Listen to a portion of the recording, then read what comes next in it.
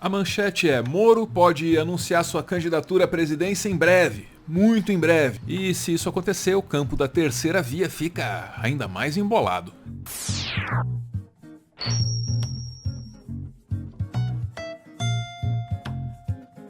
Moro pode surgir como candidato à presidência da República. As movimentações estão ocorrendo e parecem estar muito perto de uma resolução. Vamos começar pela Carta Capital.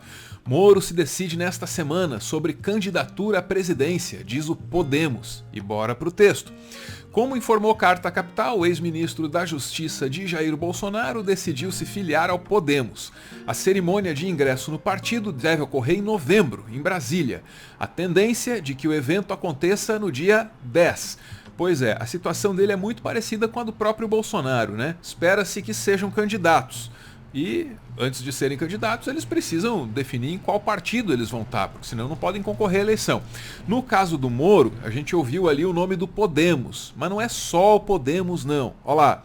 Brasil Consciente grita: conheça a turma que começou a turbinar a candidatura de Moro. O texto é do João Filho, tá no Intercept, recomendo a leitura.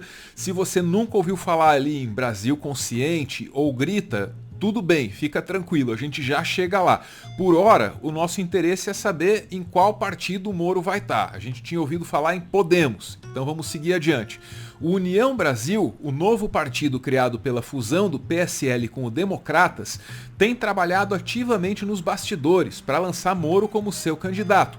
Mas a expectativa é de que nos próximos dias ele se filie ao Podemos, o partido do seu grande aliado político Álvaro Dias, aquele que foi poupado pelo então juiz durante a Lava Jato, conforme ficou provado pela Vaza Jato, e ficou provado mesmo. Mas deu para entender aí? Ele precisa se decidir entre Podemos, parece que está pendendo para esse lado, e União Brasil. Então tem dois partidos cortejando, paquerando o Sérgio Moro, e ele tem que decidir qual será o seu cônjuge. A mulher, uma cônjuge, pelo seu cônjuge. Esse União Brasil já nasce assim com o maior fundo partidário que já se viu, tem mais tempo de TV que qualquer outro partido. O Podemos, ele também é uma criação recente, né, dentro do espectro partidário brasileiro. E é uma coisa assim mais modesta, não tem nem governador eleito, mas apareceu ali o nome do Álvaro Dias, que é importante, acompanhado aliás dessa informação aí de que o Moro deu arrego para ele durante a Lava Jato e deu mesmo, né? Essa história, aliás, é interessantíssima. O Álvaro Dias, esse cara que está aí para acabar com a corrupção, ele foi acusado de receber propina para pegar leve com alguns dos depoentes da CPI da Petrobras. E aí ele teve que prestar um depoimento para o Sérgio Moro, lá por 2017. E o Sérgio Moro, por sua vez, pegou leve com o Álvaro Dias, porque nem perguntou para ele se ele tinha recebido propina ou não, que era a razão de ser daquele depoimento. Veja como as relações mudam, né? Num dia o Moro é juiz, está coletando o depoimento do cara, no outro está se filiando ao partido dele. E se nada disso assim te faz lembrar de quem afinal é o Álvaro Dias, pega aí uma lembrança do ano de 2018, no debate. Se você não tinha associado assim o nome à pessoa, agora chegou a hora. Esse aí é Álvaro Dias. Muito prazer, William Bonner. Eu o vejo pessoalmente pela primeira vez. Perdão. O senhor ultrapassou o seu tempo de 30 segundos, para sermos justos. Me perdoe. Eu agradeço. Candidato Meirelles. Tá aí o Álvaro Dias, celebrado como alívio cômico das eleições de 2018, mas que tem uma biografia que não é tão engraçada assim não. Eu mencionei o caso da CPI da Petrobras, que não é um caso isolado, tem outra denúncia parecidíssima contra ele. Porque ele já foi acusado de receber dinheiro, de receber propina, para pegar leve numa outra CPI. A CPI que investigava um bicheiro lá chamado Carlos Cachoeira. Olha lá, ó. A turma protegida pela Lava Jato. Bancos, FHC, Guedes, Álvaro Dias e Onyx. De novo é João Filho, de novo é Intercept, selo de qualidade. E vamos pro texto. Em outro episódio, e-mails do advogado da Odebrecht, Rodrigo Tacla Duran, indicavam que Álvaro Dias teria recebido 5 milhões de reais em propina para pegar leve nas perguntas aos investigados da CPMI de Carlos Cachoeira, o empresário do jogo do bicho.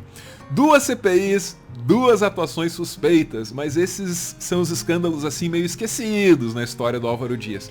Sabia que no Paraná, é verdade, no Paraná existe um dia do ano só para celebrar a carreira política do Álvaro Dias? Não tô brincando não. 30 de agosto. No dia 30 de agosto, todo dia 30 de agosto, os professores vão às ruas para celebrar a memória desse grande político chamado Álvaro Dias. Sabe por quê? Porque em 30 de agosto de 1988, durante o governo do Álvaro Dias, ele foi governador do Paraná, a polícia partiu para cima de professores em greve, com cavalaria, com bomba, um negócio assim hediondo. Hediondo a ponto de desafiar essa tendência tão brasileira aí ao esquecimento, né? Porque, de novo, todos os anos os professores paranaenses vão às ruas para relembrar o que aconteceu naquele 1988. E aí, por tabela, eles relembram a carreira política do Álvaro Dias. Um cara que está aí há 40 anos e agora está emplacando a nova política, ou mais uma nova política, através do Sérgio Moro. Mas assim, perto do segundo maior entusiasta da candidatura do Moro, o Álvaro Dias parece assim uma freira carmelita. Eu tô falando do Cássio Taniguchi. Esse aí é o segundo maior entusiasta da candidatura do Moro. Esse cara aí, meu Deus do céu. Você já vai entender quem ele é. Vamos voltar para o João Filho, porque no título da reportagem ele mencionava dois movimentos, lembra? Brasil Consciente e Grita. Pois é, chegou a hora de falar desses movimentos para entender aí a coisa do Cássio Taniguchi. O site do Grita informa que o grupo foi fundado a partir da indignação de 4 engenheiros do ITA, formados em 64, que resolveram fazer de sua indignação um plano de ação de cidadania. Parece mais um movimento espontâneo da sociedade civil. Mas também não é bem assim. Um dos engenheiros à frente do projeto é Cássio Taniguchi, um dos fundadores do grupo. Ele já foi prefeito de Curitiba por 2 vezes e deputado federal pelo Paraná uma vez. Apesar de Taniguchi pretender liderar um movimento anticorrupção, a sua carreira política foi marcada por alguns escândalos de corrupção. Esse Cássio Taniguchi, o caso desse cara é meio sinistro assim. Você já deve ter ouvido falar no tal do sistema de transporte de Curitiba, que era revolucionário, que inaugurou o BRT no mundo, que era o melhor do Brasil, que foi inspiração para muitas cidades no mundo, etc e tal. Mas hoje, esse sistema tá sucateado para além de qualquer dúvida, sim. Todo mundo reconhece isso. E olha, esse Cássio Taniguchi, quando prefeito de Curitiba, ele foi o começo do fim desse sistema de transporte. Tem vídeo sobre isso aqui no canal, você pode ver, mas só se você quiser. Por enquanto, o que você precisa saber é que na gestão desse cara, o dinheiro que deveria ser investido nesse sistema de transporte cumpriu finalidades assim menos nobres. E olha, se você puxar a capivara desse Cássio Taniguchi, dá um Google aí que você vai ver. Esse cara tem um jeitinho peculiar de financiar campanhas eleitorais.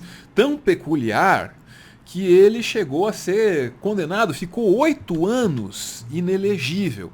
E isso me faz pensar como é que esse movimento, no qual ele está metido aí agora, o Grita, que apoia o Sérgio Moro, como é que esse movimento se financia, né? Se bem que o próprio movimento tem um vídeo sobre isso. Será necessário ter um funding bem estruturado, combinando mecenato e crowdfunding.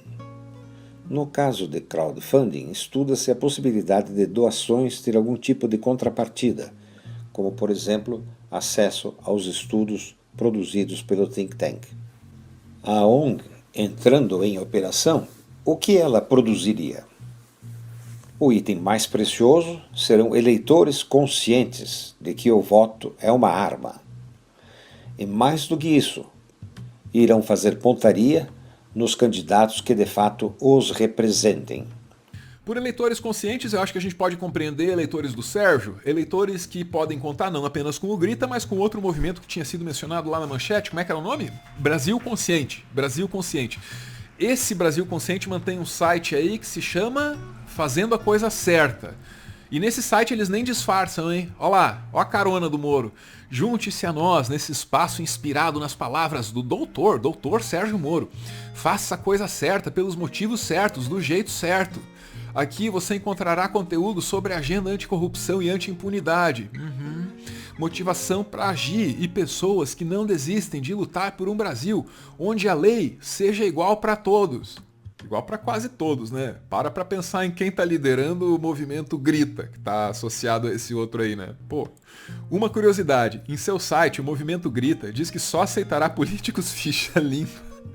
Portanto, Taniguchi não poderia fazer parte da bancada do grupo que fundou, já que a ficha é suja. Há muitos outros casos nebulosos envolvendo o fundador do Grita. Esse tipo de hipocrisia é a cara do lavajatismo.